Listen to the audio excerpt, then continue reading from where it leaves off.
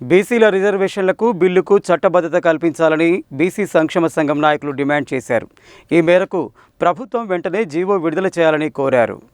నల్గొండ జిల్లా బీసీ సంక్షేమ సంఘం అధ్యక్షుడు దుడుకు లక్ష్మీనారాయణ ఆధ్వర్యంలో గాంధీనగర్ యాదవ భవన్లో ఏర్పాటు చేసిన మీడియా సమావేశంలో ఆయన మాట్లాడుతూ, బీసీ సంక్షేమ సంఘం జాతీయ ఉపాధ్యక్షుడు మిర్యాల యాదగిరి, బీసీ పొలిటికల్ జేఏసీ రాష్ట్ర నాయకులు మలిదశ తెలంగాణ ఉద్యమకారుడు ఓయూ జేఏసీ చైర్మన్ ఎనుగంటి రాజు మాట్లాడుతూ, గత ఎన్నికల సందర్భంగా కాంగ్రెస్ పార్టీ కామారెడ్డి డిక్లరేషన్ ద్వారా బీసీలకు స్థానిక సంస్థల ఎన్నికలలో 42% ఇస్తామని హామీ ఇచ్చారని, ఈ రిజర్వేషన్లకు వెంటనే చట్టబద్ధత కల్పించే బాధ్యత కాంగ్రెస్ పార్టీదేనని అన్నారు. కేంద్ర ప్రభుత్వం మీద నెట్టివేయాలని చూస్తే సరైన పద్ధతి కాదని, చట్టం చేయాల్సిన బాధ్యత కాంగ్రెస్ పార్టీదేనని తెలిపారు. వెంటనే రిజర్వేషన్లు పెంచే బిల్లుకు జీవో తీసి గవర్నర్కు పంపాలని తెలిపారు. అలా కాకుండా కేవలం రాజకీయాల కోసం బీసీలను మళ్లీ మోసం చేయాలని, కుటిల ప్రయత్నాలను మానుకోవాలని తెలిపారు. నిజంగా చిత్తశుద్ధి ఉంటే బడ్జెట్లో బీసీలకు 20,000 కోట్ల రూపాయలు ఎందుకు కేటాయించలేదని ప్రశ్నించారు. ఎన్నికలలో ఇచ్చిన హామీ మేరకు వెంటనే బీసీ బంధు ప్రకటించి నిరుద్యోగ బీసీ యువతకు 25 లక్షల రూపాయల రుణ సహాయం సబ్సిడీ కింద మంజూరు చేయాలని కోరారు.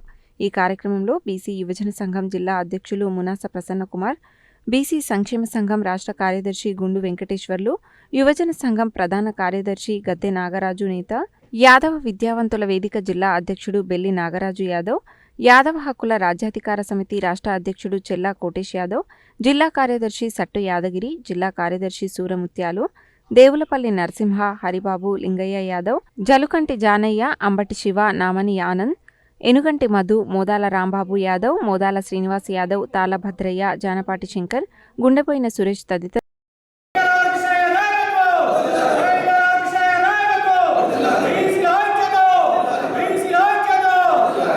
ఆర్ కృష్ణన్న గారి యొక్క పోరాటాల ఏమేం జరిగినాయో సమాజం మొత్తానికి తెలుసు.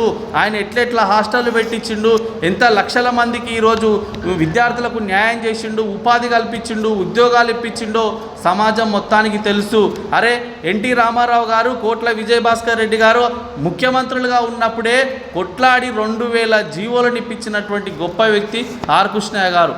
ఆయనని పట్టుకొని ఈరోజు కించపరిచేటట్టు వ్యాఖ్యలు చేయడం ఇది మంచి పద్ధతి కాదు. మార్చుకోండి, తస్మాత్ జాగ్రత్త హెచ్చరిస్తున్నాం. ఈ సందర్భంగా అన్ని జిల్లాల వ్యాప్తంగా ప్రెస్ మీట్లు నిర్వహిస్తూ ఉన్నాం. తెలంగాణ రాష్ట్రంలోని 33 జిల్లాలలో ప్రెస్ మీట్లు నిర్వహిస్తూ ఉన్నాం. బిడ్డ అవసరమైతే మీకు జవాబు చెప్పడానికి ఎంత దూరమైనా రావడానికి మేము సిద్ధంగా ఉన్నామని ఈ సందర్భంగా తెలియజేస్తాం. బీసీకి ఏ రకమైనటువంటి అన్యాయం చేసినా రేపు ప్రభుత్వాలకు ఇబ్బంది జరుగుతుందనేది కూడా ప్రభుత్వం గుర్తించవలసిన సమయం ఆసన్నమైంది. ఆర్ కృష్ణయ్య గారి మీద కూడా ఇతరులు ఎవరో ఏదో ఒక నిందలేస్తూ ఉన్నారు. అది మంచి పద్ధతి కాదు.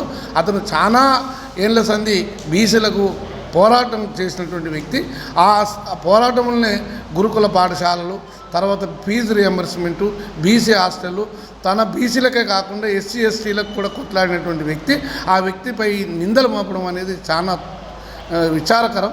క్రయ విక్రయాలలో కడుతున్న జిఎస్టీలు కావచ్చు, పన్నులు కావచ్చు, మేము కడుతున్న దాని మీదనే మాకు పెత్తనం కావాలని అడుగుతున్నాం.